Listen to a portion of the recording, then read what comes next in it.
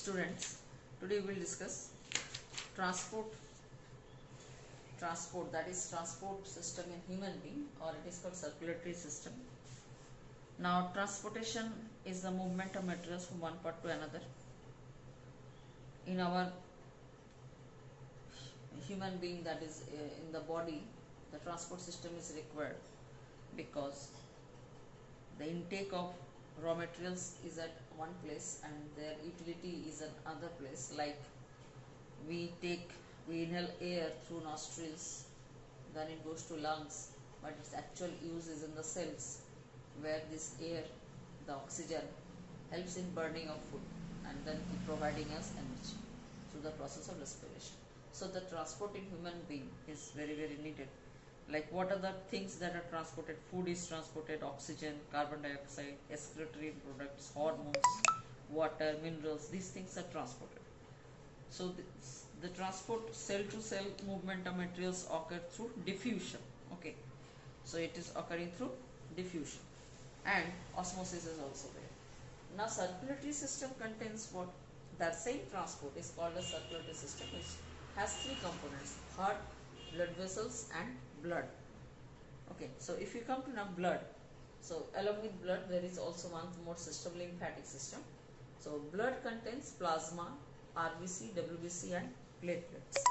So blood plasma, it's a straw colored, slightly alkaline fluid matrix of blood. It constitutes 55% of the blood. Plasma contains 92% water and 8% solutes. Proteins, nutrients, excretory products, inorganic salts, gases, hormones, and all these things are there in plasma. And the blood cells or blood corpuscles, we have RBC, that is erythrocytes, WBC, that is leukocytes, and platelets, that is blood thrombocytes. Okay, so RBCs are biconcave in shape, containing hemoglobin, and hemoglobin carry oxygen, So hemoglobin is a respiratory pigment which is found in the surface protein of RBC. Okay, and white blood cells are colorless, nucleated, but RBC has no nucleus, and these are nucleated, and they are mostly phagocytes and immunity providing. So that means white blood cells help in the resistance power, maintain our resistance power, fight against disease job. And blood platelets, that helps in clotting of blood, and platelets are spindle shaped, help in blood clotting and plugging up in the place of injury. So if you consider function of blood, then blood has many functions, like it is a combination of all the functions done by this plasma, RBC, WBC and platelets, like transport of nutrients, transport of oxygen, transport of carbon dioxide, transport of waste products, transport of hormones, maintenance of water balance, regulation of body temperature, body defense, all these things are controlled by blood. Next, if you go to blood vessels, now blood vessels, these are nothing but tubes. Through which the blood flows. Okay, and this is what? Artery, vein and capillary. So if you understand artery, vein and capillary, then we can say how this artery and vein and capillary looks. Suppose the artery is coming to a tissue. A tissue means what? Number of cells are there, and this tissue, this artery get divided into many branches, that is called arteriole, and the many branches comes out from this tissue structure and form together a vein structure. So this is artery, which brings the blood, and this is going, that is vein, and these are arterioles and venules, and this entire system is called capillary. So this one is the junction between the artery and the vein, where an artery ends and vein starts. So human blood flows inside these tubes called blood vessels, arteries, veins and capillaries. Arteries are distributing blood vessels which carry blood coming from heart to the various organs of the body, and veins are collecting blood vessels which carry blood from various parts of the body towards the heart. So artery mostly carry oxygenated blood and veins carry deoxygenated blood. The difference is, but exception is also there, that we will read later. And veins carry deoxygenated blood towards the heart. It always goes towards the heart, and artery comes out of the heart. Okay, And artery, if you say artery is lumen is small, diameter is small, but veins lumen is, the diameter is large, and veins the blood pressure is lower, but artery the blood pressure is high. Okay. And capillary system, as I said right now, this capillary system where the artery ends in the tissues and divided into many branches called arterioles, and then venule starts and they join to form vein. So oxygen is supplied and carbon dioxide is collected from the tissues through this capillary, and then it forms vein. So this is the way how capillaries are formed over the tissues. Next we will come to heart.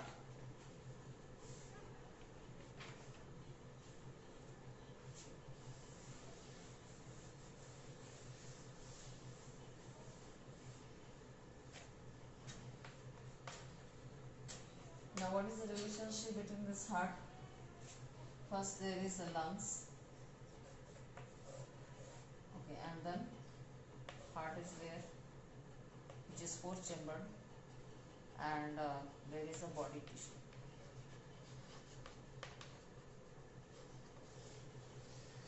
Okay, so lungs,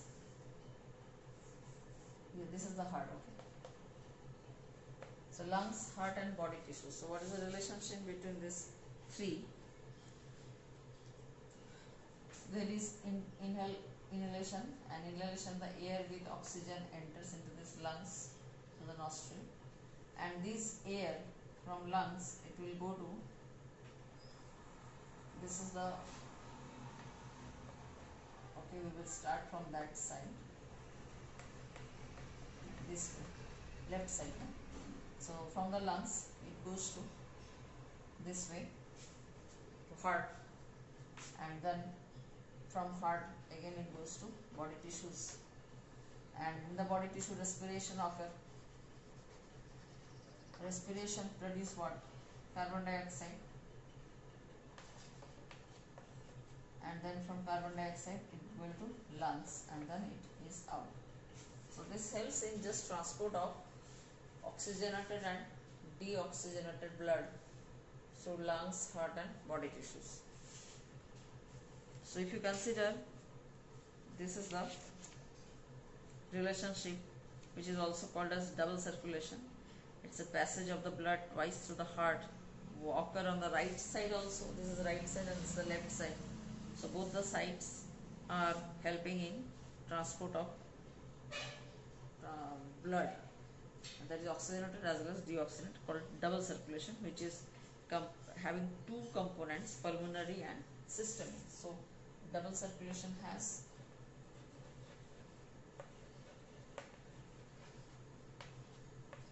two kinds of system. One is pulmonary and one is systemic. Two types of circulations are there, components are there in double circulation. So now come to how this heart is, the structure of heart and the working of heart. Now structure of heart, if you say, then if I draw a rough diagram, you can understand.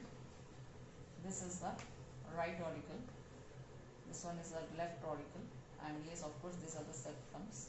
Here is the valve is located both the side, and then this is the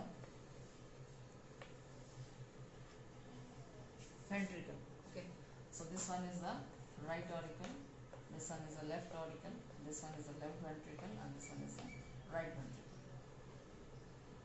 And these are the valves present. From right ventricle again, one tube comes out, and then from here the biggest, that is largest artery, aorta, comes out. So if you see the structure now and the blood vessels that are associated to it, this here vena cava is present, and here pulmonary vein. So this one is oxygenated, this one is also carrying oxygenated, but this one CO2 and this is also CO2. So here this is called as pulmonary vein. This is the exception. This is called the pulmonary vein, but this one is called as pulmonary artery.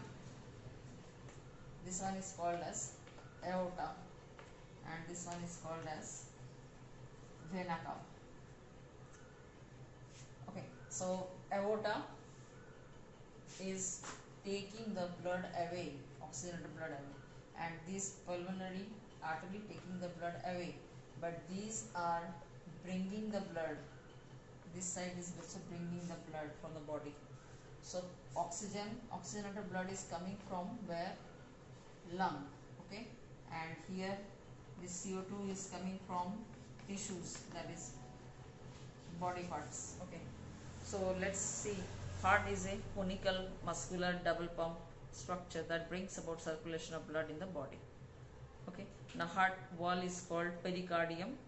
Heart is completely partitioned into four chambers, that is right auricle, left auricle, right ventricle and left ventricle, and there are the presence of muscle like cardiac muscle. With the help of cardiac muscle this heart is made.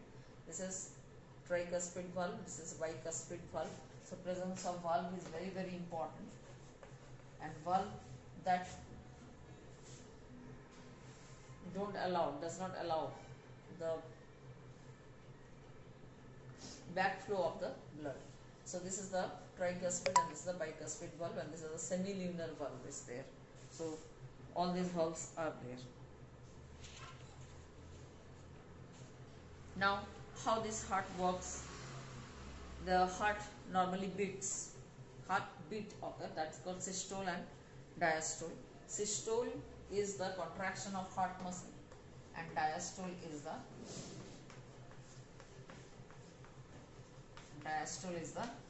relaxation. Systole and diastole. Now if you see blood pressure, the blood pressure is 120 by 80 mmHg, means it is systolic contraction divided by diastolic contraction. Okay. Now cardiac cycle consists of one heartbeat, and one heartbeat is of 0.8 second duration. So one heartbeat is equal to 0.8 seconds duration is there, and that comprises the one heartbeat consists of auricular systole, then ventricular systole, and then joint diastole. That means when the heart works, together this right auricle and left auricle receives the respective blood from the respective organs, and then push to the respective ventricles, and ventricles then contract, that is ventricular systole, and then the blood is pushed to this respective artery and the pulmonary artery and the aorta. So aorta carries the oxygenated blood, and this carries deoxygenated blood to the lungs again, and again that blood comes back through to the pulmonary vein. So this way, in one heartbeat, there is auricular systole, ventricular systole, that is auricular contraction which takes place in 0.1 second, ventricular contraction taken 0.3 seconds, and then together the total auricle and ventricle undergo rest, that is diastole, 0.4 seconds. So that means for every work, heart is working for 0.4 seconds and rest 0.4 seconds. That's why the heart muscles never undergo fatigue. It takes sufficient rest. And now this heartbeat is measured by stethoscope, and there are two sounds. One is lub and one is dub. Okay. Heartbeat is controlled by a special mass of tissues called pacemaker, sinoatrial node, which is located somehow here. Here is the sinoatrial node location is there in the right auricle. That is the pacemaker of heart. Okay, that helps in beating. And sometimes hypertension occur. So hypertension is high blood pressure. It is caused by thickening of walls of arterioles and veins, and particularly arteries. The increased resistance of blood flow that can rupture a blood vessels and cause internal bleeding also. So this is hypertension, which is very bad for our body. So, and there are certain things regarding lymph that we'll also discuss. And lymph is nothing but light yellow viscous fluid that is along with blood, and lymph is containing a WBC is major. So it maintains the blood volume, it carry lymphocytes, it carry fat, it carry waste, it kills the germs. So especially lymph is a lymphatic system, we say. It is a system of capillaries, vessels and lymph, and which is majorly major function is there that it filter out the germs and foreign particles. It provides us immunity. It helps in fat absorption. So you can clear your doubts in the online class tomorrow. Read NCERT thoroughly.